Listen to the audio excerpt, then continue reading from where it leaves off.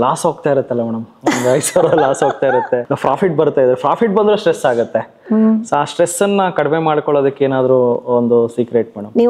ನೀವು ಅವತ್ತೇ ನಮ್ಗೆ ಹೇಳ್ಕೊಟ್ರಲ್ಲ, ಉಪ್ಪು ಜಾಸ್ತಿ ಹಾಕ್ತೆ, ಖಾರ ಜಾಸ್ತಿ ಹಾಕ್ತೆ, ಉಪ್ಪಿಟ್ಟು ಸರಿಯಾಗಿ ಮಾಡ್ಲಿಲ್ಲ, ಎಲ್ಲ ದೋಸೆ ಸೀದೋಯ್ತು, ಅವ್ರೊಂದ್ ಸ್ವಲ್ಪ ಬಿಟ್ಬಿಡ್ಬೇಕು. ಅವ್ರ ಪಾಡಿಗೆ ಅವ್ರು ಕೂಲ್ ಆಗಿರ್ಲಿ, ಕಾಮ್ ಆಗಿರ್ಲಿ, ಮೆಂಟಲ್ ಕ್ಲಾಶಸ್ ಇರಬಾರ್ದು. ಸೊ ಇದೊಂದು very important point. See, trading is complete connected with your brain. Analyze more than that. ಅದು ಬ್ರೈನ್ ಗಿಂತಾನು ಅನಲೈಸ್ ಮಾಡಕ್ಕಿಂತಾನು ಅಲ್ಲೇನಾದ್ರು ಲಾಸ್ ಆದ್ರೆ ತಡ್ಕೊಳ್ಳೋ ಶಕ್ತಿ ಇರಬೇಕು. ಡಿಸಪಾಯಿಂಟ್ಮೆಂಟ್ ಮಾಡ್ಕೋಬಾರ್ದು. ಇವತ್ ಲಾಸ್ ಆಯ್ತು, ನಾಳೆ ಗೇನ್ ಆಗುತ್ತೆ ಅನ್ನೋದೊಂದು ಆಶಾ ಭಾವನೆ ಇಟ್ಕೊಂಡಿರ್ಬೇಕು. ಅದಕ್ಕೆ ತಿಳ್ಕೊಳಕ್ ಮುಂಚೆ, ಕಲ್ತ್ಕೊಳಕ್ ಮುಂಚೆ ಟ್ರೇಡಿಂಗ್ ಮಾಡೋದು ಸರಿಯಲ್ಲ. ಸೊ ಇಂತೆಲ್ಲ ಎಕ್ಸ್ಪರ್ಟ್ಸ್ ಇದಾರೆ, ಇವರು ಅಂತಾನೆ ಅಲ್ಲ, ನೀವುಗಳು ನಾಲೆಜ್ ಗೈನ್ ಮಾಡ್ಕೋಬೇಕು. ಬಟ್ ಒಂದು ಸಿಸ್ಟಮೆಟಿಕ್ ಅಕಾಡೆಮಿ ಇರುವಾಗ it is better to learn. ಯಾವಾಗ್ಲೂ ನಿಮ್ ಕೈಲಿ ಎಷ್ಟು ದುಡ್ಡು ಇದೆಯೋ ಅಷ್ಟ್ರಲ್ಲಿ ಮಾತ್ರ ಮಾಡಿ, ಸಾಲ ಮಾಡಬೇಡಿ. ಡ್ರೈ ಫ್ರೂಟ್ ಲಾಡು ಮಾಡ್ತಾ ಇದೀನಿ, ಮಾರ್ಕೆಟ್ ಸ್ಟಡಿ ಮಾಡಿದೀರಾ? ಮಾಡಿಲ್ಲ. ನಮ್ಮಮ್ಮ ಮಾಡ್ತಾರೆ, ದಿನಕ್ಕೆ 100 ಉಂಡೆ ಮಾಡ್ಬೋದಾ? ಅದ್ರಲ್ಲಿ ಲಾಭ ಎಷ್ಟು? ವರ್ಕೌಟ್ ಮಾಡಿದೀರಾ? ಪ್ರಾಜೆಕ್ಟ್ ರಿಪೋರ್ಟ್ ಮಾಡ್ಕೊಂಡಿದ್ದೀರಾ? ಏನು ಮಾಡ್ಕೊಳ್ದೆ ನೀವು ಒಂದು 10 kg ಬಾದಾಮಿ, ಗೋಡಂಬಿ ಎಲ್ಲ ತಂದ್ಬಿಟ್ಟು ಮಾಡ್ಬಿಟ್ಟು 10,000 ಪ್ರಾಡಕ್ಟ್ ಮಾಡಿದ್ರೆ definitely it is going to be loss. ಹೆಣ್ಮಕ್ಳುಗಳಿಗೆ ಇದೊಂದು ಬೆಸ್ಟ್ ಪ್ರೊಫೆಷನ್. ಮನೆಯಲ್ಲಿ ಮಕ್ಳುಗಳನ್ನ ಸ್ಕೂಲ್ ಕಳಿಸ್ಬಿಟ್ಟು ಮನೆಯಲ್ಲಿ ಅಡುಗೆನೂ ಮಾಡ್ಕೊಂಡು ಬೆಳಗ್ಗೆಯಿಂದ ಕುತ್ಕೊಂಡು ಸಂಜೆ ಮಧ್ಯಾಹ್ನ ತನಕ ಕುತ್ಕೊಂಡ್ಬಿಟ್ರು ಅಂತ ಹೇಳಿದ್ರೆ ಅವ್ರೊಂದು 5,000 ಅರ್ನ್ ಮಾಡ್ಲಿ ದಿನಕ್ಕೆ. ಅದಕ್ಕೆ so many methods are there. ಹೇಗೆ ಅಂತ ಹೇಳಿದ್ರೆ, ಒಂದು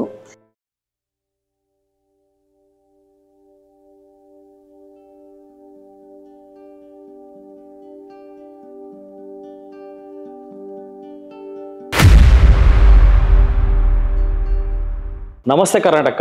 ಇವತ್ತು ನಾವು ರೇವತಿ ಕಾಮತ್ ಮೇಡಮ್ ಅವ್ರ ಮನೆಯಲ್ಲಿದ್ದೀವಿ. ಸೊ ನಿಮಗೆ ತಿಳಿದಿದೆ, ಸೊ ಮೇಡಮ್ ಸಮಾಜಕ್ಕೆ ತುಂಬ ಕೊಡುಗೆ ಕೊಟ್ಟಿದ್ದಾರೆ, ಸಮಾಜ ಸೇವಕಿಯೇ ಸಹ ಹೌದು, ಹಾಗೂ ಝರೋದಾ ಫೌಂಡರ್ಸ್ ಅವರ ತಾಯಿನೂ ಸಹ ಹೌದು. ಎನ್ವಿರಾನ್ಮೆಂಟ್ಗೋಸ್ಕರ ತುಂಬ ಹೋರಾಡಿದ್ದಾರೆ. ಇವತ್ತಿನ ಮೇನ್ ಉದ್ದೇಶ ಮೇಡಮ್ನ ಮಾತಾಡ್ಸಿರೋದು, ಟ್ರೇಡರ್ಸ್ಗೆ ತುಂಬ ಸ್ಟ್ರೆಸ್ ಇರುತ್ತೆ, ಎಸ್ಪೆಷಲಿ ಇಂಟ್ರಾಡೇ ಟ್ರೇಡರ್ಸ್ಗಂತೂ ಯಾವಾಗ 3:30 ಆಗುತ್ತೆ ಅಂತ ಕಾಯ್ತಾ ಇರ್ತಾರೆ. ಮಾರ್ಕೆಟ್ ಕ್ಲೋಸ್ ಆಗಿದ ತಕ್ಷಣ ಆ ಸ್ಟ್ರೆಸ್, ತುಂಬ ಸ್ಟ್ರೆಸ್ ಲೆವೆಲ್ ಇರುತ್ತೆ. ಆ ಸ್ಟ್ರೆಸ್ನ ಕಡಿಮೆ ಮಾಡ್ಕೊಳ್ಳೋದು ಹೇಗೆ? ಬಿಕಾಸ್ ಮೇಡಮ್ ತುಂಬಾ ಸ್ಟಡಿ ಮಾಡಿರ್ತಾರೆ, ಒಂದು ಮನುಷ್ಯನ ಒಂದು ಮೈಂಡ್ ಸೆಟ್ನ ಹೆಂಗೆ ಇಟ್ಕೋಬೇಕು, ಜೊತೆಗೆ ಎನ್ವಿರಾನ್ಮೆಂಟ್ಗೋಸ್ಕರ ವರ್ಕ್ ಮಾಡಿದ್ದಾರೆ, ಸೊಸೈಟಿಗೆ ವರ್ಕ್ ಮಾಡಿದ್ದಾರೆ. ಅವರಲ್ಲಿ ತುಂಬ ವಿಷಯಗಳಿದೆ. ಜೊತೆಗೆ ಮೇಡಮ್ಮು ಕರ್ನಾಟಕದಲ್ಲಿ ತುಂಬ ಶಕ್ತಿ ಇರೋವಂಥ ವ್ಯಕ್ತಿ, ಯಾಕಂದರೆ ತುಂಬ ಪವರ್ಫುಲ್, ತುಂಬ ವರ್ಕ್ಸ್ ಮಾಡಿದ್ದಾರೆ. ಈ ರೀಸೆಂಟಲ್ಲಂತೂ madam has given lot of inputs to the society. ಇವತ್ತು ಸ್ವಲ್ಪ ಇನ್ಪುಟ್ಸ್ಗಳನ್ನು ತಗೊಳ್ಳೋಣ. ನಮಸ್ಕಾರ ಮೇಡಮ್. ನಮಸ್ಕಾರ. ವೆಲ್ಕಮ್. ಮನೋಜ್ ಅವ್ರಿಗೆ, ನೀವೆಲ್ಲ ನಮ್ಮನೆ ಹುಡುಗರುಗಳ ತರಾನೇ, ಆಮೇಲೆ ನೀವೆಲ್ಲ ಬೆಳೀತಿರೋದು ನೋಡಿ ಭಾಳ ಸಂತೋಷ ಆಯಿತು. ರೀಸೆಂಟಾಗಿ ನಿಮಗೆ ಸೆಬಿನಲ್ಲಿ ನಿಮ್ಮದು ರಿಜಿಸ್ಟರ್ ಆಯಿತು ಅಂತ ಕೇಳಿ ಭಾಳ ಸಂತೋಷ ಆಯಿತು. ನಾವು ವೀಕ್ಷಕರಿಗೂ ಗೊತ್ತಾಗಲಿ ನೀವು ಸೆಬಿನಲ್ಲಿ ರಿಜಿಸ್ಟರ್ ಆಗಿರೋದು ಅಂದರೆ ಏನು ಅಂತ ನಾನು ತಿಳ್ಕೊತೀನಿ, ನೀವು ಪ್ಲೀಸ್ ಹೇಳಿ. ಸೊ ಸೆಬಿ ರಿಸರ್ಚ್ ಅನಲಿಸ್ಟ್ ಆಗಿ ನಾನು ರಿಜಿಸ್ಟರ್ ಆಗಿದ್ದೀನಿ ರೀಸೆಂಟ್ಲಿ. ಸೊ ಇದರಿಂದ ಏನು ಪ್ರಯೋಜನ ಅಂದರೆ, ಲೀಗಲ್ ವೇ ಅಲ್ಲಿ ನಾನು ಕಾಲ್ಸ್ಗಳನ್ನು ಕೊಡ್ಬೋದು. ಈ ಸ್ಟಾಕ್ ಕೆಳಗಡೆ ಬಿದ್ದಿದೆ, ಮೇಲಕ್ಕೆ ಹೋಗಿದೆ ಅಂತ ಸೊಸೈಟಿಗೆ ನಾನು ಕ್ಲಿಯರ್ ಕಟ್ ಆಗಿ ಇಂಡಿಕೇಶನ್ ಕೊಡ್ಬೋದು. ಹೋರಾಡಿದ್ದೀನಿ ಇದಕ್ಕೋಸ್ಕರ. ತುಂಬ ನಾಲೆಜ್ ಇರೋರ್ಗೆ ಮಾತ್ರ ಕೊಡ್ತಾರೆ. ಮಿನಿಮಮ್ ಡಿಗ್ರಿ ಆಗಿರಬೇಕು, ಜೊತೆಗೆ ಸ್ಟಾಕ್ ಮಾರ್ಕೆಟ್ ಅಲ್ಲಿ 5 ವರ್ಷಕ್ಕಿಂತ ಹೆಚ್ಚಿಗೆ ಎಕ್ಸ್ಪೀರಿಯನ್ಸ್ ಇರೋರಿಗೆ ಸರ್ಟಿಫಿಕೇಟ್ ಕೊಡ್ತಾರೆ. ಈ ಲೈಸೆನ್ಸ್ ಇಂದ ಸಮಾಜಕ್ಕೆ ತುಂಬ ಒಳ್ಳೆ ಕೊಡುಗೆ ಕೊಡ್ಬೋದು. ಅಂದರೆ ಸ್ಟಾಕ್ ರೆಕಮೆಂಡೇಶನ್ಸ್ ಅಲ್ಲಾಗಲಿ, ಹೂಡಿಕೆ ಸಲಹೆಗಳನ್ನ ಕೊಡೋದಕ್ಕೆ ಲೈಸೆನ್ಸ್ ಬೇಕಾಗುತ್ತೆ. ಲೈಸೆನ್ಸ್ ಇಲ್ದಿರ ಕೊಡೋದು ಶಿಕ್ಷಾರ್ಹ ಅಪರಾಧ ಆಗುತ್ತೆ. ಸೊ ಇವಾಗ ಒಂದು ಲೈಸೆನ್ಸ್ ಸಿಕ್ಕಿರೋದ್ರಿಂದ I can give lot of ತುಂಬ ಬೆನಿಫಿಟ್ಸ್ ಕೊಡ್ಬೋದು. ಸೊ ಸಮಾಜಕ್ಕೆ ಒಳ್ಳೆ ಒಂದು ಡೈರೆಕ್ಷನ್ ಅನ್ನ ನಾನು ಗೈಡ್ ಮಾಡ್ಬೋದು ಮೇಡಮ್. ಇದು ತುಂಬ ಕೇಳಿ ತುಂಬ ಸಂತೋಷ ಆಯಿತು ನನಗೆ. ನಿಮ್ಮ ಹತ್ರ ಮಾತಾಡ್ತಿರುವಾಗ ನೀವೀಗ ಹೇಳ್ತಾ ಇದ್ದೀರಾ, ನೀವು ಇವಾಗ ನಿಮ್ಮದು 8ನೇ ಬ್ರಾಂಚ್ ಓಪನ್ ಆಗ್ತಾ ಇದೆ, ಮೊನ್ನೆ 7ನೇ ಬ್ರಾಂಚ್ ಓಪನ್ ಆಯಿತು ವೈಟ್ ಫೀಲ್ಡಲ್ಲಿ. ಸೊ ನೀವು ಬೆಳೀತಾ ಇದ್ದೀರಾ ಚೆನ್ನಾಗಿ. ಆಮೇಲೆ ಜೊತೆಗೆ ನನಗೆ ಕೂತ್ಕೊಂಡು ಮಾತಾಡ್ತಾ ಇರುವಾಗ ನೀವು ಒಂಥರ ಹಳ್ಳಿಗಳಿಗೆಲ್ಲ ಹೋಗಿ ನಾನು ಆಮೇಲೆ ನೀವು ಒಂದಿನ ಫ್ರೀಯಾಗಿ ಎಲ್ಲರಿಗೂ ಕ್ಲಾಸಸ್ ಮಾಡ್ತೀರಾ. ಎಲ್ಲ 8-7 ಬ್ರಾಂಚಸ್ಸಲ್ಲೂ ಇದುವರೆಗೂ ನೀವು ಫ್ರೀ ಒಂದು ಡೇ ಮಾಡ್ತೀರಾ. ಸೊ ಜನಗಳು ಅದನ್ನು ಉಪಯೋಗಿಸ್ಕೋಬೋದು. It is such a nice opportunity. ಆಮೇಲೆ ನೀವು ಬೇರೆ ಇವಾಗ ಸೆಬಿನಲ್ಲಿ ರಿಜಿಸ್ಟರ್ ಆದಮೇಲೆ ಅಥಾರಿಟೇಟಿವ್ ಆಗಿ ನೀವು ಎಲ್ಲರಿಗೂ ಹೇಳ್ಬೋದು. ಲೈಕ್ ಇದರ ಜೊತೆಗೆ ನೀವು ಇದನ್ನು ಇನ್ಸ್ಟಿಟ್ಯೂಷನ್ಸ್ ಜಾಸ್ತಿ ಮಾಡ್ಕೊಳ್ತಿರೋದ್ರ ಜೊತೆಗೆ ನೀವೀಗ ಒಂಥರ ಇನ್ನವೇ ನೀವು ಸೋಷಿಯಲ್ ವರ್ಕು ಮಾಡ್ತಾ ಇದ್ದೀರಾ. So I am very happy because ನಾನು ಫಿಲಾಂಥ್ರಪಿಸ್ಟು. ಯಾವಾಗಲೂ ನನಗೆ ಸೋಷಿಯಲ್ ವರ್ಕ್ ಮಾಡೋರೆ ನನಗೆ ಜಾಸ್ತಿ ಕನೆಕ್ಟ್ ಆಗ್ತಾರೆ. ಆಮೇಲೆ ನನ್ನ ಮಕ್ಕಳು ಸ್ಟಾಕ್ ಬ್ರೋಕರ್ಸ್ ಆಗಿರೋದ್ರಿಂದ ನನಗೆ ಗೊತ್ತು 3:30 ತನಕ ಎಷ್ಟು ಮಟ್ಟಿಗೆ ಸ್ಟ್ರೆಸ್ ಇರುತ್ತೆ, ಆಮೇಲೆ ಅದು ಎಷ್ಟು ಸ್ಟ್ರಗಲ್ ಇರುತ್ತೆ, ಎವ್ರಿಥಿಂಗ್ ಐ ನೋ. ಆ್ಯಂಡ್ ಅದನ್ನು ನಾನು ನಿಮಗೆ ಬೇಕಾದಷ್ಟು ಹೇಳ್ಕೊಟ್ಟು ಟಿಪ್ಸು ಏನಂದರೆ, ಟ್ರೇಡ್ ಮಾಡ್ತಿರುವಾಗ್ಲೂ ಸ್ಟ್ರೆಸ್ ಮಾಡ್ಕೋಬಾರ್ದು ಎಸ್. ಅಲ್ವಾ. ಬಟ್ ಅಲ್ಲಿ ಲಾಸ್ ಹೋಗ್ತಾ ಇರುತ್ತಲ್ಲ ಮೇಡಮ್, ಒಂದು 5,000 ಲಾಸ್ ಹೋಗ್ತಾ ಇರುತ್ತೆ, ಪ್ರಾಫಿಟ್ ಬರ್ತಾ ಇದೆ, ಪ್ರಾಫಿಟ್ ಬಂದ್ರೆ ಸ್ಟ್ರೆಸ್ ಆಗುತ್ತೆ. ಸೊ ಆ ಸ್ಟ್ರೆಸ್ಸನ್ನು ಕಡಿಮೆ ಮಾಡ್ಕೊಳ್ಳೋದಕ್ಕೆ ಏನಾದರೂ ಒಂದು secret madam? But safe game ಆಡಬೇಕು. That is like safe. ನೀವು ಅವತ್ತೇ ನಮ್ಗೆ ಹೇಳ್ಕೊಟ್ರಲ್ಲ Nifty 50, ಅಕಸ್ಮಾತ್ ಅದು ಕೆಳಗಡೆ ಬಿದ್ದೋದ್ರೂ ವರಿ ಮಾಡ್ಕೋಬೇಡಿ, ನಾಳೆ ಅದು ಹೇಳುತ್ತೆ ಅಂತ. ಸೊ ದಟ್ ಪ್ರಿನ್ಸಿಪಲ್ ಇಟ್ಕೊಂಡು ನಿಮ್ಗಳ ಥರದವ್ರ ಹತ್ರ ಗೈಡೆನ್ಸ್ ತೊಗೊಂಡ್ರೆ ಐ ಥಿಂಕ್ ಅಷ್ಟೊಂದು ಸ್ಟ್ರೆಸ್ ಆಗಲ್ಲ ಅಂತ ಅನಿಸುತ್ತೆ. ಒಂದು ಡೆಫಿನೆಟಾಗಿ ನಿಮಗೆ ಗೊತ್ತಿದ್ದಾಗ ಇವತ್ತು ಬೀಳುಬೋದು ಏಳುಬೋದು ಅಂತ ಒಂಥರ ಆ ಥರ ಗೊತ್ತಿರುವಾಗ ಅವಾಗ ಏನಾಗುತ್ತೆ ಅಂತ ಹೇಳಿದ್ರೆ ಏನು ಬಂದರೂ ರಿಸೀವ್ ಮಾಡೋಣ ಅನ್ನೋ ಮೆಂಟಾಲಿಟಿ ಬೆಳೆಸ್ಕೋಬೇಕು ಅಲ್ವಾ. ಯಾವಾಗಲೂ ಕಳೆದು ಹೋಗುತ್ತೆ ಫುಲ್ಲು ಅಂತಾದಾಗ ಖಂಡಿತ ದುಃಖ ಆಗುತ್ತೆ. ನೀವು Nifty 50 ಬಗ್ಗೆ ಅವತ್ತು ಹೇಳಿದಾಗ ಕೆಳಗೆ ಬಿದ್ದೋದ್ರು ಮತ್ತೆ ಇನ್ನೊಂದಿನ ಅದು ಹೇಳುತ್ತೆ ಅನ್ನೋದೊಂದು ಧೈರ್ಯ ಇರುತ್ತೆ. That is one trick. Trading ಬಿಸ್ನೆಸ್ಗೆ ಬರೋಕ್ಕೆ ಮುಂಚೆ ಲೈಕ್ ನನ್ನ ಮೈಂಡ್ ಎಷ್ಟು ಸ್ಟ್ರಾಂಗ್ ಆಗಿದೆ ಅಂತ ನೋಡ್ಕೊಂಡು ಬರೋದು ಬೆಟರ್ ಅನಿಸುತ್ತೆ. ಅದಕ್ಕೆ so many methods are there. ಹೇಗೆ ಅಂತ ಹೇಳಿದ್ರೆ, ಒಂದು ಮೆಡಿಟೇಷನ್, ಆಮೇಲೆ ಲೈಕ್ ನೀವೀಗ ಟ್ರೇಡಿಂಗ್ ಮಧ್ಯದಲ್ಲೂ ಮೆಡಿಟೇಷನ್ ಮಾಡ್ಬೋದು. ಯಾಕೆ ಅಂತ ಹೇಳಿದ್ರೆ ಟ್ರೇಡ್ ಮಾಡ್ತಾ ಇರುವಾಗ ಒಂದ್ಸತಿ ಒಂಚೂರು 1-2 ಮಿನಿಟ್ಸ್ ಒಂಥರ ಇದಾಗುವಾಗ ಜಸ್ಟ್ ಕ್ಲೋಸ್ ಯುವರ್ ಐಸ್, ಒಂಥರ ಕೂತ್ಕೊಂಡು ನೀವು 2 ಕ್ರಾಸ್ ಕೈ ಹೀಗೆ ಮಾಡಿ ಮತ್ತು ರೈಟ್ ಲೆಗ್ ಲೆಫ್ಟ್ ಇಂದ ಹಾಕೋಬೇಕು. ಜಸ್ಟ್ ಈಗ ಕೂತ್ಕೊಂಡು ಜಸ್ಟ್ ನಿಮ್ಮ ಒಳಗಡೆ ಬ್ರೀತ್ ಇದೆಯಲ್ಲ, ಬ್ರೀತ್ ಒಳಗಡೆ ಹೇಗೆ ಹೋಗ್ತಾ ಇದೆ, ಹೊರಗಡೆ ಹೇಗೆ ಬರ್ತಾ ಇದೆ, ಅದನ್ನು ರಿದಮ್ನ ಕಣ್ಣು ಮುಚ್ಕೊಂಡು ನೀವದು ಮೈಂಡನ್ನು ಅಲ್ಲಿ ಕನೆಕ್ಟ್ ಮಾಡಬಾರ್ದು. ಒಳಗಡೆ ಏನು ನಡೀತಿದೆ ಅನ್ನೋದಕ್ಕೆ ಮೈಂಡ್ ಹರಿಸ್ಬೇಕು. It's a beautiful. 5 ನಿಮಿಷ ಮಾಡಿದ್ರೂ ನಿಮಗೆ ಲಾಟ್ಸ್ ಆಫ್ ರಿಲ್ಯಾಕ್ಸೇಷನ್ ಸಿಗುತ್ತೆ. ಯಾರು ಆಂಗ್ಸೈಟಿ ಮಾಡ್ಕೊಳ್ಳೋದ್ರಿಂದ ಏನಾಗಬೇಕು ಅದಾಗದಂತಲೂ ನಿಲ್ಲಲ್ಲ. ಟ್ರೇಡಿಂಗ್ ನಾನು 9:15ಗೆ ಮಾರ್ಕೆಟ್ ಓಪನ್ ಆಗುತ್ತೆ. ಅದಕ್ಕೆ ಮುಂಚೆ ಏನಾದ್ರು ಪ್ರಿಪರೇಷನ್ಸ್ ಮಾಡ್ಕೋಬೇಕಾ? ಟ್ರೇಡಿಂಗ್ ಟೈಮಲ್ಲೂ ಮಾಡ್ಬೋದು, 9:15 ಮುಂಚೆ ಡೆಫಿನೆಟ್ಲಿ ಡಿಸಿಪ್ಲಿನ್. ನನ್ನ ಮಕ್ಕಳು ಡಿಸಿಪ್ಲಿನ್ ಹೇಳ್ಬೇಕಂತ ಹೇಳಿದ್ರೆ ನೋಡಿ, ಇವತ್ತಿನ ದಿನ ನನ್ನ ಮಗ 7 ಗಂಟೆಗೆ ಮಲ್ಕೊಳ್ಳೋದು ಯಾವತ್ತೂ ತಪ್ಸಲ್ಲ. 7:15ಗೆಲ್ಲ ನಮ್ಮ ನಿತ್ಯನೂ ಮಲ್ಕೊಂಡ್ಬಿಡ್ತಾನೆ. ಅವ್ನು ರೀಸೆಂಟ್ ಹೆಲ್ತ್ ಹೆಸಾರ್ಟ್ಸ್ ಎಷ್ಟೊಂದಾಯಿತು, ಅದರಲ್ಲಿ ಅವನ ಹೆಂಡತಿಗೂ ಹೆಲ್ತ್ ಹೆಸಾರ್ಟ್ ಆಯಿತು. ಬಟ್ ಸಿಸ್ಟಮೆಟಿಕ್ಕು ರಾತ್ರಿ 7:15ಗೆಲ್ಲ ನಂಗೆ ಒಂದೊಂದ್ಸತಿ ನಾಚಿಕೆ ಆಗುತ್ತೆ. ಅವ್ರು ಎಷ್ಟು ಸಿಸ್ಟಮೆಟಿಕ್ ಆಗಲಿ ಜೀವನ ಮಾಡ್ತಿದ್ದಾರೆ. ನಾನು ನೋಡಿದ್ರೆ 12 ಗಂಟೆ ತನಕ ಎಲ್ಲ ಎದ್ದಿರ್ತೀನಿ ಅಂತ. ಬೆಳಗ್ಗೆ 4:15ಗೆಲ್ಲ ಪಟ ಪಟ ಪಟ ಪಟ ಮೇಲ್ಗಡೆಯಿಂದ ಜಿಮ್ ಕೇಳಿಸ್ತಾ ಇರುತ್ತೆ. ಜಿಮ್ ಟ್ರೈನರ್ ಬರ್ತಾರೆ 5 ಗಂಟೆಗೆ, ಆಮೇಲೆ ಯೋಗ ಟೀಚರ್ ಬರ್ತಾರೆ. ಸೊ ಅವರು 7:15 ಹೊತ್ತಿಗೆ ದೇ ಆರ್ ಫ್ರೆಶ್. ಒಂಥರ ಅವ್ರದ್ದು ಬ್ರೇಕ್ ಕ್ಯಾಲೋರೀಸ್ ಎಲ್ಲ ಬರ್ನ್ ಮಾಡಿ ಅವ್ರದ್ದೆಲ್ಲ, ಮತ್ತು very very calculative food. So ಅದರಿಂದ ಅವನು ಅಷ್ಟು ದೊಡ್ಡ ಆಘಾತ ಆಗಾದ್ರೂ ಅವನಿಗೆ now is recovered completely. So mainly fitness is a very important point ಅಂತ ಹೇಳ್ತಾರೆ. ಆಮೇಲೆ ಏನಾಗುತ್ತೆ ಗೊತ್ತಾ, ನೀವು ಬೆಳಗ್ಗೆ ಎದ್ದ ತಕ್ಷಣ ಇವಾಗ ಫ್ಯಾಮಿಲಿ ಗಂಡ ಹೆಂಡತಿ, ಸೊ ನಿಮ್ಮ ಹೆಂಡತಿರಿಗೆಲ್ಲ ಹೇಳಬೇಕು, ಬೆಳಗ್ಗೆ ಎದ್ದು ನನಗೆ ಸ್ಟ್ರೆಸ್ ಕೊಡಬೇಡ, ರಾತ್ರಿ ಮಲ್ಕೊಳ್ಳುವಾಗ ಸ್ಟ್ರೆಸ್ ಕೊಡಬೇಡ. ಸೊ ಅದೇನಾಗುತ್ತೆ ಅಂದರೆ ಮೇಯ್ನು. ಆಮೇಲೆ ಲೈಕ್ ಬೆಳಗ್ಗೆ ಎದ್ದು ಏನೋ ಒಂದು ಕ್ಲಾಶಸ್ ಆಯಿತು ಅಂದ್ಕೊಳ್ಳಿ, that carries throughout the day. ಅದು ನಿಮಗೆ ಡೆಫಿನೆಟ್ಲಿ ಟ್ರೇಡ್ ಮಾಡುವಾಗ it is going to effect. So there are many womens also trading madam. So women trade ಮಾಡ್ಬೇಕಾದ್ರೆ ಹಸ್ಬೆಂಡ್ಸ್ ಏನು ಮಾಡಬೇಕು? ಅಯ್ಯೋ ಖಂಡಿತ ಅವರು ಸ್ಟ್ರೆಸ್ ಮಾಡಬಾರ್ದು. ಲೈಕ್ ಈಗ ನೀನು ಉಪ್ಪು ಜಾಸ್ತಿ ಹಾಕ್ತೆ, ಖಾರ ಜಾಸ್ತಿ ಹಾಕಿದೆ, ಉಪ್ಪಿಟ್ಟು ಸರಿಯಾಗಿ ಮಾಡಲಿಲ್ಲ, ಎಲ್ಲ ದೋಸೆ ಸೀದೋಯ್ತು, ಆ ಥರ ಎಲ್ಲ ಸಣ್ಣ ಸಣ್ಣ ವಿಷಯಗಳನ್ನು ಅವರು ಗಣನೆಗೆ ತಗೊಳ್ದೇನೆ ಬೆಳಗ್ಗೆ ಹೆಂಗಸರು ಟ್ರೇಡಿಂಗ್ ಕೂತ್ಕೊಳ್ಳೋಕೆ ಮುಂಚೆ ಅವ್ರೊಂದು ಸ್ವಲ್ಪ ಬಿಟ್ಬಿಡ್ಬೇಕು. ತೀರಾ ಪ್ಲೀಸ್ ಮಾಡದೇ ಇದ್ರೂ ಪರವಾಗಿಲ್ಲ, ಅವ್ರ ಪಾಡಿಗೆ ಅವ್ರು ಕೂಲಾಗಿರಲಿ, ಕಾಮ್ ಆಗಿರಲಿ, ಮೆಂಟಲ್ ಕ್ಲಾಶಸ್ ಇರಬಾರ್ದು. ಸೊ ಅದಕ್ಕೇನೆ ಮನೆಯವ್ರು ಕೋಆಪ್ರೇಟ್ ಮಾಡಬೇಕು ತುಂಬ ಮಾಡುವಾಗ. ಸೊ ಸ್ಟ್ರೆಸ್ ಇದು ಮಾಡೋಕ್ಕೆ ಹೋಗ್ಬಾರ್ದು. ಬಿಗಿನಿಂಗ್ ಇಂದಾನೇ ಮಾಡ್ಕೊಂಡ್ಬಿಡ್ಬೇಕು. ಇವಾಗ ನಮ್ಮ ಇವ್ರುಗಳಿಗೆಲ್ಲ ಮದುವೆ ಆಗದೆ ಹುಡುಗರೆಲ್ಲ ಇದ್ದಾರಲ್ಲ, ಅವ್ರಿಗೆಲ್ಲ ಇದು ಟಿಪ್ಸ್. ಹೆಂಡತಿಗೆ ಫಸ್ಟೇ ಕಂಡೀಷನ್ ಹಾಕ್ಬಿಟ್ಟು ಮದುವೆ ಮಾಡ್ಕೊಳ್ಳೋದು, ನಂಗೆ ಸ್ಟ್ರೆಸ್ ಮಾಡಬೇಡ, ಬೆಳಗ್ಗೆ ಎದ್ದು ರಾತ್ರಿ ಮಲ್ಕೊಳ್ಳುವಾಗ ಸ್ಟ್ರೆಸ್ ಮಾಡಬೇಡ, ನಾನು ಟ್ರೇಡ್ ಮಾಡಬೇಕು. ಯಾಕೆಂದರೆ ತುಂಬ ಸ್ಟ್ರೆಸ್ ಇದ್ಕೊಂಡು ಮನೆಯಲ್ಲಿ ಕ್ಲಾಶಸ್ ಎಲ್ಲ ಇಟ್ಕೊಂಡ್ರೆ ಖಂಡಿತ ಇದೆ it affects on trading. So ಇದೊಂದು very important point especially for women.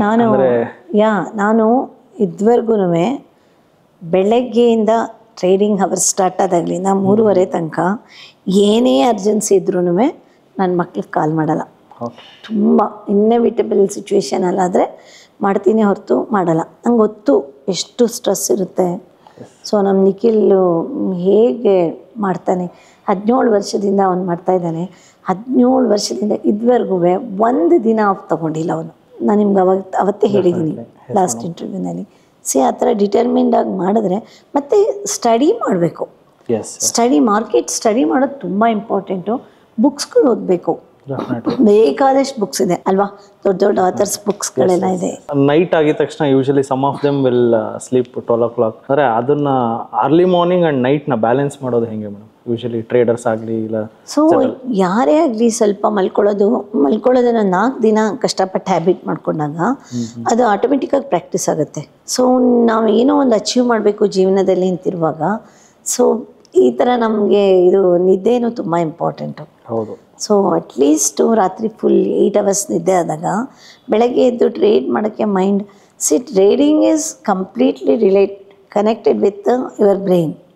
Analyse more than that, ಅದು ಬ್ರೈನ್ಗಿಂತನೂ ಅಲ್ಲ ಇದಕ್ಕಿಂತನೂ ಅದು ಅನಲೈಸ್ ಮಾಡೋಕ್ಕಿಂತನೂ ಅಲ್ಲೇನಾದರೂ ಲಾಸ್ ಆದರೆ ತಡ್ಕೊಳ್ಳೋ ಶಕ್ತಿ ಇರಬೇಕು.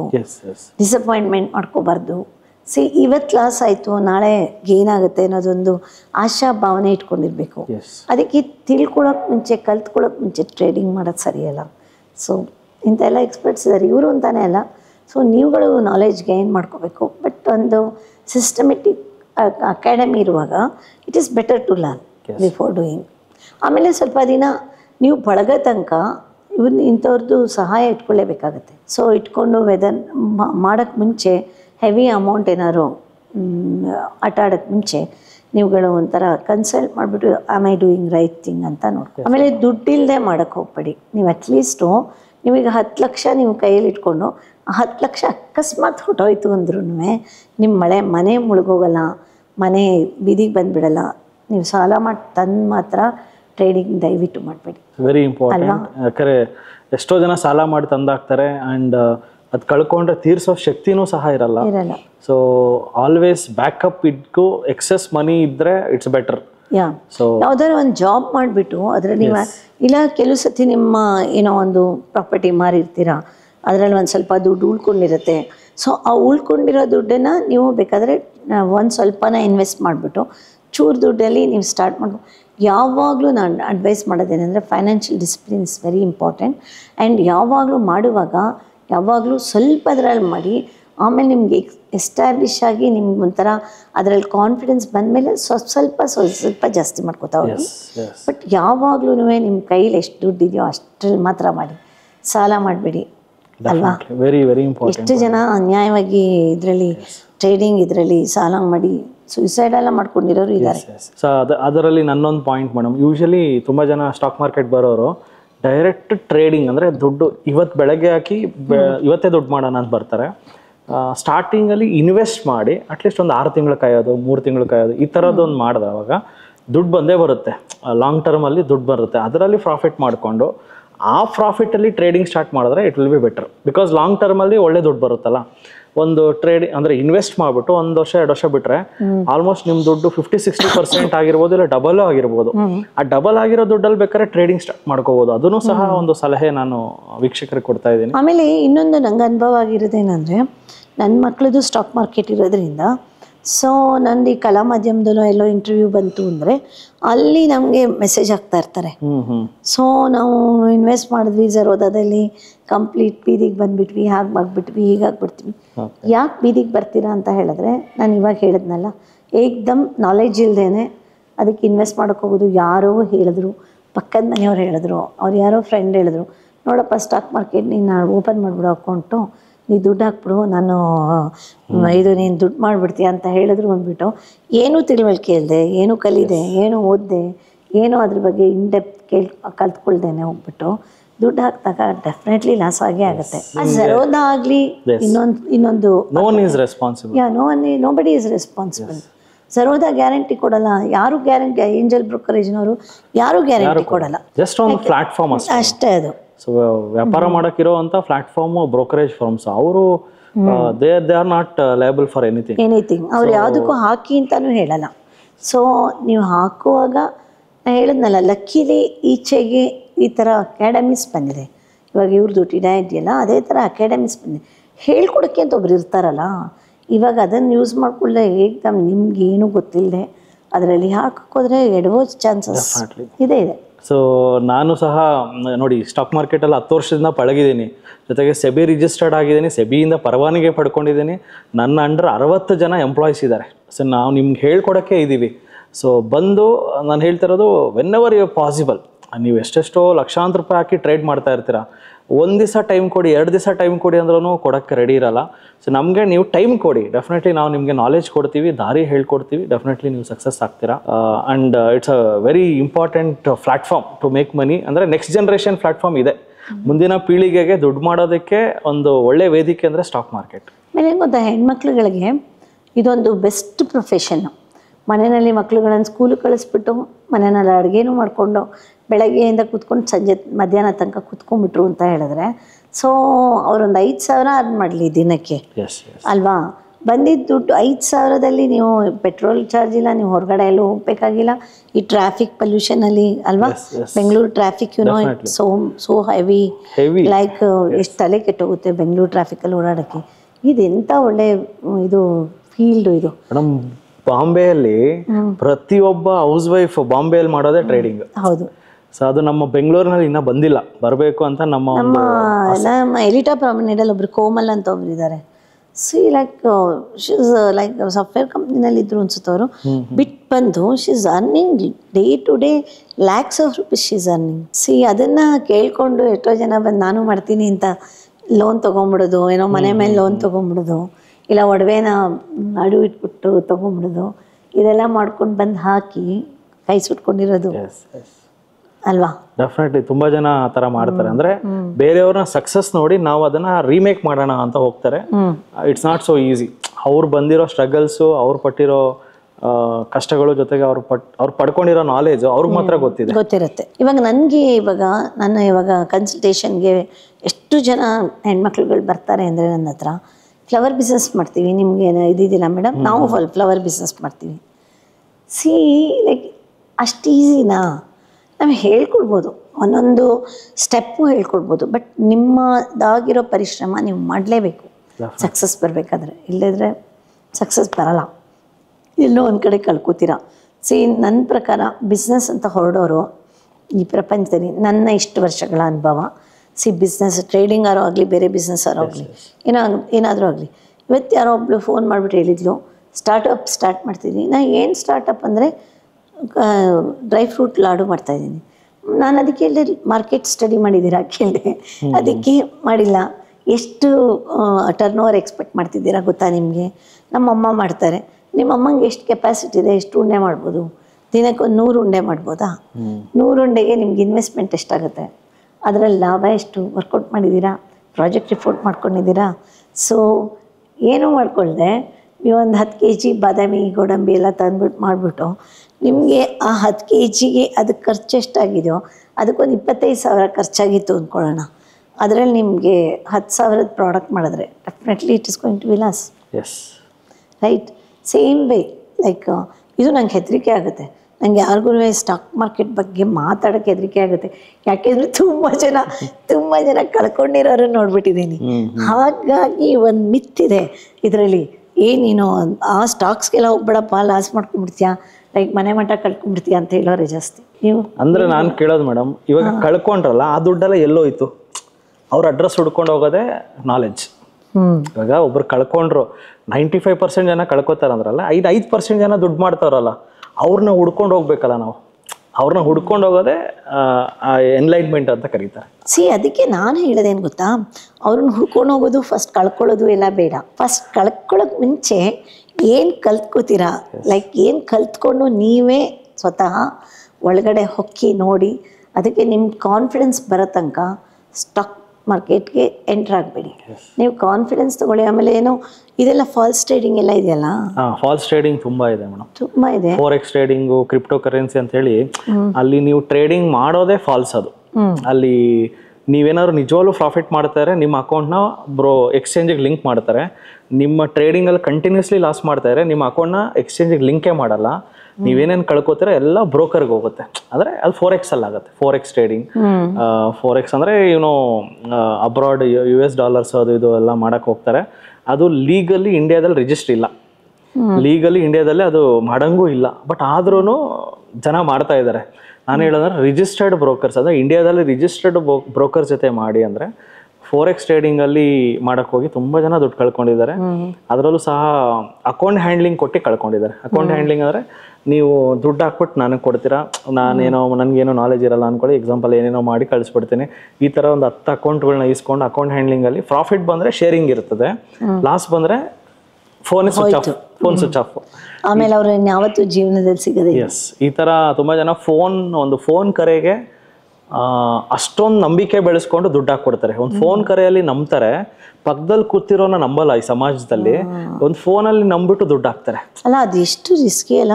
ಸೊ ಲೈಕ್ ಯಾರೋ ನಾವು ಮಾಡ್ಕೊಡ್ತೀವಿ ಕೊಡಿ, ನಮಗೆ ನಾಲೆಜ್ ಇದೆ ಅಂತ ಹೇಳೋದು, ಆಮೇಲೆ ಯಾರೋ ಪಾಪ ಆಸೆಯಿಂದ ಅವ್ರಿಗೆ ಕೊಡೋದು, ಕಳ್ಕೊಳ್ಳೋದು. ಆಮೇಲೆ ದಯವಿಟ್ಟು ನಿಮ್ಮ ವೀಕ್ಷಕರಿಗೆಲ್ಲ ನಾವು ಹೇಳೋಣ, ಯಾರನ್ನು ನಂಬೇಡಿ ಈ ವಿಷಯದಲ್ಲಿ. ನೀವಾಗಿ ನಾಲೆಜ್ ಬೆಳೆಸ್ಕೊಂಡು ನೀವಾಗಿ ಅರ್ಥ ಮಾಡಿಕೊಂಡು ಒಂದು ಸ್ಟಾಕ್ ಮಾರ್ಕೆಟ್ ಅಂದರೆ ಏನು ಅಂತ ಅದನ್ನು ನೀವು ಒಳ ಹೊಕ್ಕಿ ನೋಡೋ ತನಕ ಸ್ಟಾಕ್ ಮಾರ್ಕೆಟಿಗೆ ಧುಮುಕ್ಬೇಡಿ. ಸೊ ಟ್ರೈನಿಂಗ್ ತೊಗೊಳ್ದೆ ಮಾತ್ರ ನೀವು ಖಂಡಿತ ನೀವು ಟ್ರೈನ್ ಮಾಡಬೇಡಿ. ಜೀವನದಲ್ಲಿ ಕಷ್ಟಗಳೆಲ್ಲರಿಗೂ ಬರ್ತಾ ಇರುತ್ತೆ. ಸೊ ನೀವು ಇವಾಗ ಏನಾಗುತ್ತೆ ಅಂತ ಹೇಳಿದ್ರೆ, ಏನೋ ಒಂದು ಅಡುಗೆ ಮಾಡಬೇಕು ಅಂದರೆ ಸ್ಟ್ರೆಸ್ ಮಾಡ್ಕೋತೀರಾ. ಮನೆಗೆ ಯಾರು ಗೆಸ್ಟ್ ಬಂದರೆ ಅಯ್ಯೋ ಅವ್ರಿಗೆ ಏನಾದ್ರು ಮಾಡ್ಕೊಡ್ಬೇಕಾಗತ್ತೆ ಅಂತ ಸ್ಟ್ರೆಸ್ ಮಾಡ್ಕೋತೀರಾ. ಆಮೇಲೆ ಏನೋ ಮಗು ಸ್ಕೂಲ್ಗೆ ಹೋಗಿಲ್ಲ ಅಂತ ಹೇಳ್ಬಿಟ್ಟು ಸ್ಟ್ರೆಸ್ ಮಾಡ್ಕೋತೀರಾ. ಮಾರ್ಕ್ಸ್ ಕಮ್ಮಿ ತಂತು ಅಂತ ಸ್ಟ್ರೆಸ್ ಮಾಡ್ಕೋತೀರಾ. ಗಂಡ ಲೇಟಾಗಿ ಬಂದರು ಅಂತ ಸ್ಟ್ರೆಸ್ ಮಾಡ್ಕೋತೀರಾ. ಸೊ ಏನೇನಕ್ಕೋ ಸ್ಟ್ರೆಸ್ಗಳು ಮಾಡಿಕೊಂಡು ಜೀವನ ಹಾಳಾಗುತ್ತೆ. ನಗ್ತಾ ಇರಿ. ಎಲ್ಲರಿಗೂ ಕಷ್ಟಗಳು ಬರುತ್ತೆ, ಸುಖಗಳು ಬರುತ್ತೆ. So this is life. ಎಲ್ಲ ಫೇಸ್ ಮಾಡ್ಕೊಂಡು ಹೋದ್ರೇ ಜೀವನ. ಎಲ್ಲ ನಗ್ತಾ ಫೇಸ್ ಮಾಡಬೇಕು. ಯಾಕೆಂದರೆ ಮನೇಲಿ ಮಕ್ಕಳುಗಳು ಖುಷಿಯಾಗಿರ್ತಾರೆ. ದುಡ್ಡಿರಲಿ ಇರದೇ ಇರಲಿ, ಇವಾಗ ನಿಮ್ಗೆ ಅನಿಸುತ್ತೆ ನಂಗೆ ದುಡ್ಡಿದೆ ಅದಕ್ಕೆ ಎಷ್ಟು ಖುಷಿಯಾಗಿದ್ದಾಳೆ ಅಂತ. ಖಂಡಿತ ಅಲ್ಲ. ಒಂದು ಬೆಳಗ್ಗೆ ಇವತ್ತಲ್ಲಿ ಹಕ್ಕಿಗಳು ಚಿಲಿಪಿಲಿ ಗುಟ್ತಾಯಿದ್ವು. ನಂಗೆ ಆ ಮರದ ಕೆಳಗಡೆ ನಿಂತ್ಕೊಂಡು ಎಲ್ಲ ಮನೆಗೆ ಬಂದಿವೆ ವಾಪಸ್ಸು. ಜಸ್ಟ್ ಎಂಜಾಯ್, ಆ ಥರ ಮೊಮೆಂಟನ್ನ ಎಂಜಾಯ್ ಮಾಡೋದು ಕಲ್ತ್ಕೊಳ್ಳಿ. ಏನೋ ಒಂದು ಫ್ಲೋ ನೀರು ಹರ್ಕೊಂಡು ಹೋಗ್ತಾ ಇರುತ್ತೆ. ಸೊ ಅದು ನೋಡಿದ್ರೆ ಎಷ್ಟು ಬ್ಯೂಟಿಫುಲ್ ಆಗಿದೆ ಅಲ್ಲ, ನೀರು ಹರ್ಕೊಂಡು ಹೋಗ್ತಾ ಇರೋದು. It's all positiveness. Positive mind ಇಟ್ಕೊಂಡು ಏನೇ ಮಾಡಿದ್ರು ಇಟ್ ವಿಲ್ ಬಿಕಮ್ ಸಕ್ಸಸ್ಫುಲ್. ಅಲ್ವಾ ಮನೋಜ್ ಅವರೇ? Definitely madam. ಇವಾಗ ಏನು ನಿಮ್ಮದು ಫ್ಯೂಚರ್ ಪ್ಲಾನ್ ಹೇಳಿ? ಅದೇ ಇನ್ನು ಕರ್ನಾಟಕದಲ್ಲಿ ಹಳ್ಳಿಗೆ ಹೋಗ್ಬಿಟ್ಟು ಸ್ಟಾಕ್ ಮಾರ್ಕೆಟ್ ಬಗ್ಗೆ ಅವೇರ್ನೆಸ್ ಮೂಡಿಸ್ಬೇಕು. ಜೊತೆಗೆ ಹೂಡಿಕೆ ಮಾಡಿಸ್ಬೇಕು, ನಮ್ಮ ಜನಗಳ ಕೈಯಲ್ಲಿ ಹೂಡಿಕೆ ಮಾಡಿಸ್ಬೇಕು. ಜೊತೆಗೆ ಇದರಲ್ಲಿ ಒಂದು ಬದುಕನ್ನು ಕಟ್ಕೋಬೇಕು ಜನ. ಎಕ್ಸಾಂಪಲ್ ಎಷ್ಟೋ ಜನ ಮ್ಯೂಚುವಲ್ ಫಂಡ್ ಡಿಸ್ಟ್ರಿಬ್ಯೂಟರ್ ಕೆಲಸ ಸಿಗುತ್ತೆ, ಸಬ್ ಬ್ರೋಕರ್ ಕೆಲಸ ಸಿಗುತ್ತೆ. ಜೊತೆಗೆ ಇದರಲ್ಲಿ ತುಂಬ ಕೆಲಸಗಳಿದೆ. ಬಟ್ ಅದ್ರ ಬಗ್ಗೆ ಎಕ್ಸಾಮ್ಗಳು ಬರೀಬೇಕಾಗುತ್ತೆ. ಸ್ಟಾಕ್ ಮಾರ್ಕೆಟ್ ನೋಡಿ, ಇವಾಗ ನೀವು 8 ಫ್ರಾಂಚೈಸಸ್ ನಿಮ್ದಾಯ್ತು. ಈಗ ರೀಸೆಂಟಾಗಿ ಎಲ್ಲರಿಗೂ ಹೇಳಬೇಕು, ದಾವಣಗೆರೆನಲ್ಲಿ ಸ್ಟಾರ್ಟ್ ಮಾಡ್ತಾ ಇದ್ದಾರೆ ಅವರು, TD ಅಕಾಡೆಮಿ. ಇದೆ ಏಪ್ರಿಲ್ 11ನೇ ತಾರೀಕು ಮೇಡಮ್. 11ನೇ ತಾರೀಕು. ಸೊ ದಾವಣಗೆರೆ ಹರಿಹರ ಅದ್ರ ಸುತ್ತಮುತ್ತ ಜನಗಳೆಲ್ಲರೂ ಉಪಯೋಗಿಸ್ಕೋಬೋದು. ಇದನ್ನು ಉಪಯೋಗಿಸ್ಕೊಂಡು ನೀವೆಲ್ಲ ಸ್ಟಾಕ್ ಮಾರ್ಕೆಟ್ ಹೇಗೆ ಅನ್ನೋದನ್ನು ಕಲ್ತ್ಕೋಬೋದು. So it's an opportunity for Davanagere people ಅಲ್ವಾ? ಹಾಗೇನೆ ನೀವು ಪ್ರತಿ ಡಿಸ್ಟ್ರಿಕ್ಟ್ಗೂ ಅಪ್ರೋಚ್ ಆಗಿ, ಪ್ರತಿ ಡಿಸ್ಟ್ರಿಕ್ಟಲ್ಲೂ ನಿಮ್ಮ ಫ್ರಾಂಚೈಸಿ ಓಪನ್ ಮಾಡಿ, ಎಲ್ಲರಿಗೂ ನಾಲೆಜ್ ಇದು ಮಾಡಿ. ಏನಾಗುತ್ತೆ ಗೊತ್ತಾ, ನಿಮ್ಮಲ್ಲಿ ಎಷ್ಟೋ ಜನ ಪ್ರತಿಭೆ ಇಟ್ಕೊಂಡು ಹುಟ್ಟಿರ್ತೀರ. ನಿಮಗೆ ಒಂದು ಸ್ವಲ್ಪ ಕಲ್ತ್ಕೊಂಡ ತಕ್ಷಣ ನಿಮ್ಗೆ ಅದ್ರ ನಾಲೆಜ್ ಓಪನ್ ಅಪ್ ಆಗಿ ಹೋಗುತ್ತೆ. ಸೊ ಅಂಥವ್ರು ಯಾರಿದ್ದಾರೋ ಅವರೆಲ್ಲ ನಮ್ಮ ದೇಶಕ್ಕೆ ಒಂದು ಆಸ್ತಿ ಥರ. ರೈಟ್? ಡೆಫಿನೆಟ್ಲಿ. ಈ ಒಂದು ಸಬ್ಜೆಕ್ಟು ನಮ್ಮ ಕರ್ನಾಟಕ, ಈ ಸುತ್ತಮುತ್ತ ಸೌತ್ ಇಂಡಿಯಾದಲ್ಲಿ ತುಂಬ ಕಡಿಮೆ. ಗುಜರಾತ್, ಮಹಾರಾಷ್ಟ್ರದಲ್ಲಿ ಇದಕ್ಕಿಂತ 10 ಪಟ್ಟು ಜಾಸ್ತಿ ಪೆನಿಟ್ರೇಷನ್ ಇದೆ. ಹೌದು, ಅಷ್ಟು ಸ್ಕೇಲಲ್ಲಿ ಇದ್ದಾರೆ. ಸೊ ಡೆಫಿನೆಟ್ಲಿ ನಾವು ಒಂದು ಸ್ಕೇಲಿಗೆ ಬರಬೇಕಂದ್ರೆ ಯೋಚನೆ ಮಾಡೋದನ್ನ ಬದಲಾಯಿಸ್ಕೋಬೇಕು. ರಿಸ್ಕ್ ಅಂದ್ರೆ ಎಲ್ಲಾನು ರಿಸ್ಕ್ ಇದೆ. ಈ ಸ್ಟಾಕ್ ಮಾರ್ಕೆಟ್ ರಿಸ್ಕ್ ಇದೆ ಅಲ್ಲ. ಬಟ್ ನೀವು ಇವಾಗ ಹೇಳಿ ಅವ್ರಿಗೆ, ದರ್ಶಕರಿಗೆ, ನೀವು ವಿಲೇಜ್ನವರು ಅಂತ ಹೇಳಿ 10,000 ರೂಪಾಯಿ ಇಟ್ಕೊಂಡು ಸ್ಟಾಕ್ಸ್ ಶುರು ಮಾಡ್ಬೋದಾ? ಡೆಫಿನೆಟ್ಲಿ ಮಾಡ್ಬೋದು. ನೋಡಿ, ಕೇಳಿಸ್ಕೊಳ್ಳಿ ಎಲ್ಲರೂ. 10,000 ರೂಪಾಯಿ ಅಲ್ಲ, ಎಕ್ಸ್ಪೆಷಲಿ ಮಹಿಳೆಯರಿಗೆ ನಾನು ಹೇಳ್ತೀನಿ ನೋಡಿ, 15 ದಿವಸಕ್ಕೆ ಒಂದ್ಸತಿ 1,000 ರೂಪಾಯಿ ಉಳಿಸಿದ್ರು ಅದರಲ್ಲಿ ಏನೇನು ಖರೀದಿ ಮಾಡ್ಬೋದು ಅಂದರೆ, ನಿಫ್ಟಿ ಬೀಸ್ ಖರೀದಿ ಮಾಡ್ಬೋದು. ನಿಫ್ಟಿ ಬೀಸ್ ಅಂದರೆ ಟಾಪ್ 50 ಕಂಪ್ನೀಸ್ ಇನ್ ಇಂಡಿಯಾ. 262 ರೂಪಾಯಿ ಒಂದು ನಿಫ್ಟಿ ಬೀಸ್ ತಗೋಬೋದು. ಫಾರ್ಮಾ ಬೀಸ್ ಮಾತ್ರೆ ಕಂಪ್ನಿಗಳು ಫಾರ್ಮಾ ಬೀಸ್ ಅಂದರೆ ಮಾತ್ರೆ ಕಂಪ್ನಿಗಳಲ್ಲಿ ಇನ್ವೆಸ್ಟ್ ಮಾಡ್ಬೋದು. 22 ರೂಪಾಯಿ ಒಂದು ಫಾರ್ಮಾ ಬೀಸ್, 10 ಫಾರ್ಮಾ ಬೀಸ್ ತಗೋಬೋದು. ಟೋಟಲ್ 500 ರೂಪಾಯಿ ಖರ್ಚಾಯಿತು. ಇನ್ನು 500 ರೂಪಾಯಲ್ಲಿ ITBs ನಿಫ್ಟಿ ನೆಕ್ಸ್ಟ್ 50 ಬೀಸ್ ತಗೋಬೋದು. ಸೊ ಅದೊಂದು 40 ರೂಪಾಯಿ ಇದೆ ITBs, ನಿಫ್ಟಿ ನೆಕ್ಸ್ಟ್ 50 ಬೀಸ್ 60 ರೂಪಾಯಿ ಇದೆ. ಸೊ ಇದರಲ್ಲಿ ದುಡ್ಡು ಹಾಕಿದ್ರು ಡೆಫಿನೆಟ್ಲಿ ನಾವು ಒಂದು 10-15 ವರ್ಷಕ್ಕೆ ಕೋಟ್ಯಾಧಿಪತಿನೇ ಆಗಿರ್ತೀವಿ. ಅಬ್ಬಾ, ಸಚ್ ಎ ಬ್ಯೂಟಿಫುಲ್ ಇದು. ಇವಾಗೆಲ್ಲ ಈಗ ತಾನೇ ಕೆಲ್ಸಕ್ಕೆ ಸೇರಿರ್ತಾರೆ, ಅವರೊಂದೇನೋ 5,000 ರೂಪಾಯಿ ತಿಂಗಳು ಉಳಿಸ್ತಾರೆ ಅಂದರೆ ನೋಡಿ ಅವ್ರು ಎಂಥ ಒಳ್ಳೆ ಇನ್ವೆಸ್ಟ್ಮೆಂಟ್ ಇದು. ಅಂದರೆ ಎಕ್ಸ್ಪೆಷಲಿ ತುಂಬ middle class, lower middle class ಜನಗಳಿಗೆ ತಿಂಗಳು 1,000-2,000 ಉಳಿಸಿದ್ರು ಅದೆಷ್ಟೋ ದೊಡ್ಡ ಅಮೌಂಟ್ ಆಗುತ್ತೆ ಲಾಂಗ್ ಟರ್ಮಲ್ಲಿ. ಅದನ್ನು ಯೋಚನೆ ಮಾಡಿದ್ರೆ ಸಾಕು. ಸೊ ಏನಾಗುತ್ತೆ ಗೊತ್ತಾ, ಈ ಹೆಣ್ಮಕ್ಳುಗಳು ಅನ್ನೆಸರಿ ಬೇಡದೇ ಇರೋದಕ್ಕೆಲ್ಲ ದುಡ್ಡು ಹಾಕೋದು ಬಿಟ್ಟು ಲೈಕ್ ಇದಕ್ಕೆ ಈ ಥರ ಶುರು ಮಾಡ್ಕೊಂಡ್ರೆ ಫ್ಯೂಚರ್ ಎಷ್ಟು ಸ್ಟ್ರಾಂಗ್ ಆಗುತ್ತೆ. ಆ್ಯಂಡ್ ನನಗೆ ಮನೋಜ್ ಅವರು ಬಿಸ್ನೆಸ್ ಜೊತೆಗೆ ಅವರು ನಂಗೆ ಅನಿಸುತ್ತೆ ಅವರು ಸೋಷಿಯಲ್ ವರ್ಕ್ ಮಾಡಬೇಕು ಅಂತಲೇ ಈ ಫೀಲ್ಡಿಗೆ ಬಂದಿದ್ದಾರೆ. But it turn into business. ಅವ್ರು ಇವಾಗ ಅವ್ರದ್ದು 8 ಫ್ರಾಂಚೈಸಿ ಸ್ಟಾರ್ಟ್ ಮಾಡಿರೋದ್ರಿಂದ ಎಷ್ಟು ಜನಕ್ಕೆ ಎಂಪ್ಲಾಯ್ಮೆಂಟ್ ಆಗಿದೆ. ನಮ್ಮ ದೇಶ ಉದ್ಧಾರ ಆಗಬೇಕಾದ್ರೆ ಹೀಗೇ ಆಗಬೇಕು. ಇವಾಗ ಅವರು ಒಬ್ಬೊಬ್ರು ಅವರು ಎಂಪ್ಲಾಯರ್ ಆಗಬೇಕು. ಎಂಪ್ಲಾಯರ್ ಆದಾಗ ನೀವು ಒಂದಷ್ಟು ಜನಕ್ಕೆ ಜಾಬ್ ಕ್ರಿಯೇಟ್ ಮಾಡ್ತೀರಾ. ಸೊ ಇವಾಗ 60 ಜನ, ಇವ್ರದ್ದು ಅದೇನೇ 8 ಫ್ರಾಂಚೈಸಿ, ಈಗ 80 ಫ್ರಾಂಚೈಸಿ ಆದರೆ 60 ಎಷ್ಟಾಯಿತು, 600 ಜನಕ್ಕೆ ಎಂಪ್ಲಾಯ್ಮೆಂಟ್. ಸೊ ಅದೇ 800 ಆದರೆ ಆಗಬಾರ್ದು ಅಂತೇನಿಲ್ಲ, ಖಂಡಿತ ಆಗ. TD ಅಂದ್ರೇ transform India to digital investing. ಇಡೀ ಭಾರತಕ್ಕೆ ಶೇರ್ ಮಾರ್ಕೆಟ್ ಹೇಳ್ಕೊಡ್ಬೇಕಂತ ಸ್ಟಾರ್ಟ್ ಮಾಡಿದ್ದೀನಿ. ಸದ್ಯಕ್ಕೆ ಕರ್ನಾಟಕಕ್ಕಂತೂ ಹೇಳ್ಕೊಡ್ತಾ ಇದ್ದೀನಿ. ಇಡೀ ಭಾರತಕ್ಕೆ ನಮ್ಮ ಕನ್ನಡಿಗರು ಹೋಗಿ ಹೇಳ್ಕೊಡ್ಬೇಕು. ಫಿನಾನ್ಷಿಯಲ್ ಕ್ಯಾಪಿಟಲ್ನ ನಮ್ಮ ಕರ್ನಾಟಕ ಮಾಡಬೇಕು, ನಮ್ಮ ಬೆಂಗಳೂರನ್ನ ಮಾಡಬೇಕು. ಹಣಕಾಸಿನ ವಿಚಾರದಲ್ಲಿ ನಾವೇ ಫಸ್ಟ್ ಇರಬೇಕು ಅಂತ ನನ್ನ ಆಸೆ. Very good. ನಂದು ರೂರಲ್ ಎಜುಕೇಷನ್ ಜೊತೆಗೆ ಈ ಫೈನಾನ್ಷಿಯಲ್ ನಾಲೆಡ್ಜ್ ಲೈಕ್ ನೀವು ಹಿಂದೆ ಬರ್ತಾ ಇರಿ, ನಾನು ನಿಮ್ಗೆ ಪ್ಲಾಟ್ಫಾರ್ಮ್ ಕ್ರಿಯೇಟ್ ಮಾಡ್ತಾ ಇರ್ತೀನಿ. Definitely. Okay, thank you madam. ಇಷ್ಟು ಸಲಹೆಗಳು ನಮ್ಮ ವೀಕ್ಷಕರಿಗೆ ಕೊಟ್ಟಿದ್ದೀರಾ. ಇದರಿಂದ ನಮ್ಮ ವೀಕ್ಷಕರಿಗೆ ತುಂಬ ವ್ಯಾಲ್ಯೂ. ನಗ್ತಾ ಇರಿ. ಎಸ್.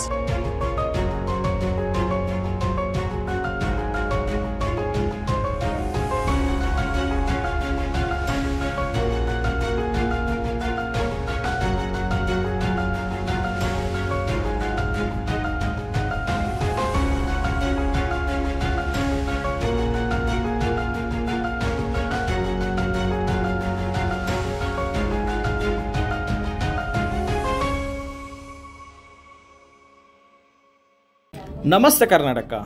ಸೊ ಸ್ಟಾಕ್ ಮಾರ್ಕೆಟ್ ಬಗ್ಗೆ ನಿಮಗೆ ಗೊಂದಲವಿದೆಯಾ? ಯಾವುದೇ ರೀತಿಯ ಪ್ರಶ್ನೆಗಳಿರಲಿ, ಕನ್ಫ್ಯೂಷನ್ ಇರಲಿ, ಅದಕ್ಕೆ ಕ್ಲಾರಿಟಿ ಕೊಡೋದಕ್ಕೆ TD ಅಕಾಡೆಮಿಯ ಗ್ರಾಹಕ ಸೇವಾ ಸಿಬ್ಬಂದಿ ಜೊತೆಗೆ ಈ ಕೂಡಲೇ ಕರೆ ಮಾಡಿ ನಿಮ್ಮ ಪ್ರಶ್ನೆಗಳಿಗೆ ಉಚಿತವಾಗಿ ಸಲಹೆಗಳನ್ನು ಪಡೆಯಿರಿ. Thank you. ಜೈ ಹಿಂದ್, ಜೈ ಕರ್ನಾಟಕ.